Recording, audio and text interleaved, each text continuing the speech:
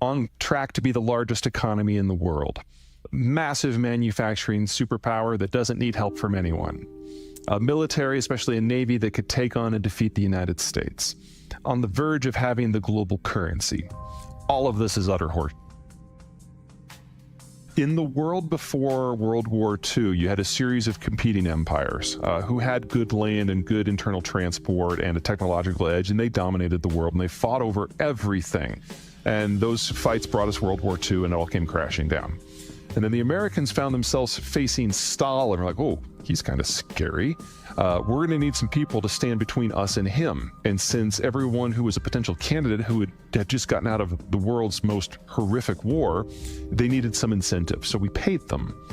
We used our Navy, the only Navy of size to survive the war, to patrol the global ocean so that anyone could trade with anyone else and access any commodity in any market at any time. In exchange, you had to side with us against the Soviets. And that created NATO and the Japanese and the Korean and the Taiwanese alliance. And ultimately, by the time we got to 1980, it involved China as well. That political and security deal is globalization. And the Americans have been backing away from that now since 1992. So the fact that the Americans saw it as a security deal, everyone else saw it as an economic deal. The Americans never invested their economy, everyone else did. You can see where I'm going here. Without that sort of security overwatch, none of the rest of it works. That's only piece one, though. Piece two is when everyone started trading, they started specializing. And when we were all living under an imperial system, most of us were farmers and kids were free labor, and you would have as many as you could, plus one, because that's how you found out you had too many. But when the world started to urbanize and industrialize, we started taking manufacturing and services jobs, and none of those were on the farm, they were in town. And when you move into town, kids go from being free labor to a free source of migraines. So you have fewer. Fast forward 75 years, the world isn't running out of children. That happened 40 and 50 years ago. The world is now running out of working age adults. And countries that joined this system later, that started urbanizing later, could basically pick up the idiot's guide to making a city and do it a lot faster because the technology had advanced. There were more countries with experience. And one of the last ones to do that was China. So the Chinese urbanization experience really didn't get going until 1980, but it happened so fast that in a single generation, they've gone from an average of 5 to 7 kids to, in places like Shanghai and Beijing, 0.7. And so we're looking at complete population collapse across a lot of the world. But in China, it's going to be so dramatic, it's also going to trigger civilizational collapse. They no longer have the young people to consume or build. Their labor costs have gone up by a factor of 15 since the year 2000. And they now are on the verge of being the grayest country in the world without any replacement generations coming up from behind. So the idea that they can be the world's largest economy is just, it's silly, even if you believe Chinese statistics. And the last time the Chinese issued a bit of an oops, they disclosed that they overcounted their population by over 100 million people. So, you know, kind of a lot. Yeah, the scale of the disconnect here between reality, Chinese statistics, and popular belief is just shocking. Well, the have-not thing doesn't mean as much when you are in a dictatorship. So, I mean, social stability, political stability matters, but they're really in a one-man government system, and they have a cult of personality. So it's certainly there kind of grinding under the surface. It's not a plus. But if you had the degree of economic inequality of China in a place like Germany, I mean, things would break. I think it's more of an issue that Chinese agriculture was never particularly productive. It was very, very labor intensive. It was basically think the Jews in Egypt in 4000 BC or whatever the year was. You know, it's slave labor where people are living a subsistence existence under the tutelage or control of the state. You can only go one way out of that because there was so much labor. It was actually pretty productive per hectare.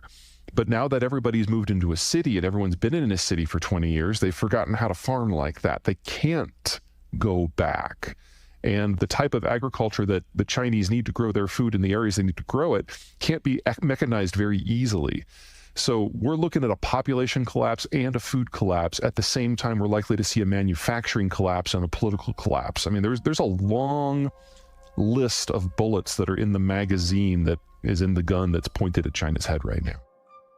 Well, remember, China is a one-man state now, so it's really hard to decide what the political system even means anymore. It's been a progressive thing. So when Deng Xiaoping took over after the death of Mao, he had a collegiate cooperative group, a really large political elite that ran the country, because he never wanted to see it return to the one-man state of Mao and the horrors of the Great Leap Forward and the Cultural Revolution that killed, tens of millions of Chinese and set them back 50 years. He wanted to do something different. And so he set the stage for the China we know today, which is the industrial power. And he gave way to a pair of guys, Jiang Zemin and Hu Jintao, who represented different factions. And each of them ran the country for 10 years, and they were chosen by Deng while Deng was still alive. So Hu knew he was going to start in this year and finish in this year, and he knew that 15 years before he got the job. And that has worked reasonably well for them. But Deng realized he couldn't see forever. So he knew that by the time they got to the next guy, he wasn't going to be able to choose that person. So he assigned the Zhang faction and the Hu faction to come together and pick jointly someone new. And that is Xi Jinping, the current guy. So Xi Jinping, originally, it was thought that he was going to be in the middle of a tug of war between these two big factions. He spent the first 5 years of his presidency destroying those two factions. And he spent the next 5 years of his presidency destroying any other pole of independent power within the country, whether it was in business, local government, or the bureaucracy. And he basically took anyone in the country with intelligence and the capacity of forming an independent thought and exiled them, imprisoned them, intimidated them to silence, or just shot them. And there's now no one left. It's just Xi. And so no one wants to bring him information because you might get shot for that. Seems you don't bad. know the status of the conversation of the voices in his head. Right. And so we're seeing increasingly stupid decision-making from the very top with no one willing to challenge him.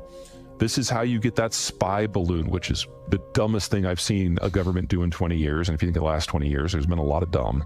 That's right. This is how you get people disinfecting airport runways because they think that's what the leader wants. And we're seeing this in finance and in agriculture and manufacturing and in subsidies and across the governance space. Now, when you decide, you're threatening Taiwan, saying we're going to integrate it forcibly if necessary, this does get popular support. People like the idea of one China because, the Chinese are right. Throughout their history, when it hasn't all been in one piece, it's been a freaking disaster. There could be something to it, but I don't think so. So when you decide you're going to invade a country, you don't just wake up and pull the trigger. You build your military with that goal in mind. And that means for years, sometimes for decades, you have to make certain assumptions about how you think the war is going to unfold. And what the Russians have provided for the Chinese is proof that the Chinese chose wrong on everything. So assumption number one, it's going to be an easy fight. Not as easy as invading Ukraine, because you can walk to Kiev, you have to swim to Taipei. But still easy. Well, clearly it wasn't all that easy. Number two, Russian weapons are awesome. So let's steal all their IP just like we do for everything else and spend $3 trillion manufacturing clones of those weapons for our crews.